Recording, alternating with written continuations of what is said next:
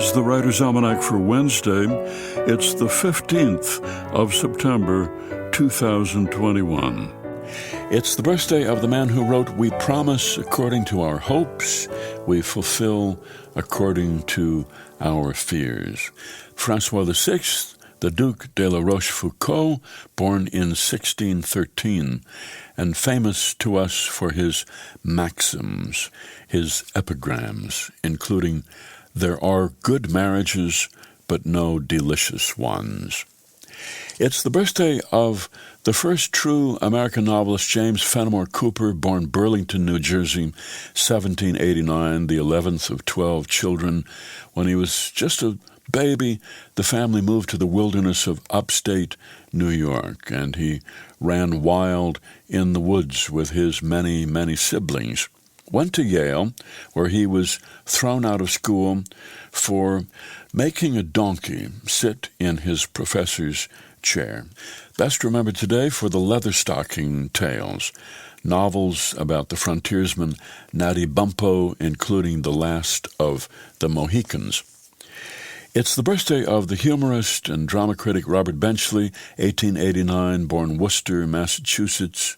When he was 9 years old, his older brother Edmund was killed in the Spanish-American War, and his mother cried out, "Why couldn't it have been Robert?"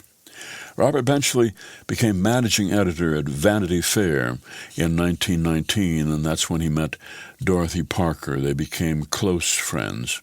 Went off to Life magazine and then to The New Yorker, and then to Hollywood, where he wrote and acted in several short films with his monologues.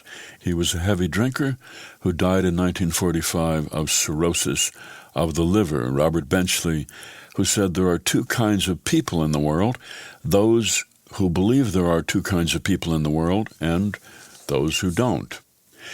It's the birthday of Agatha Christie, the mystery writer, born in England in Torquay in 1890. During the World Wars, she worked at a hospital dispensary, which gave her a knowledge of pharmaceuticals and poisons that she used well in her murder mysteries, including Murder on the Orient Express, Death on the Nile, and her play The Mousetrap. She was married to the archaeologist Sir Max Mallowan. Agatha Christie, who once said, "An archaeologist is the best husband a woman can have. The older she gets, the more interested he is in her."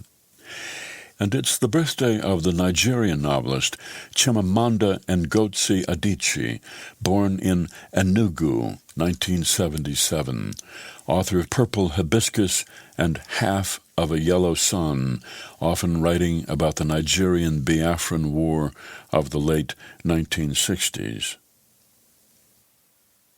Here's a poem for today by Ramon Montaigne, "Nobody Loves You."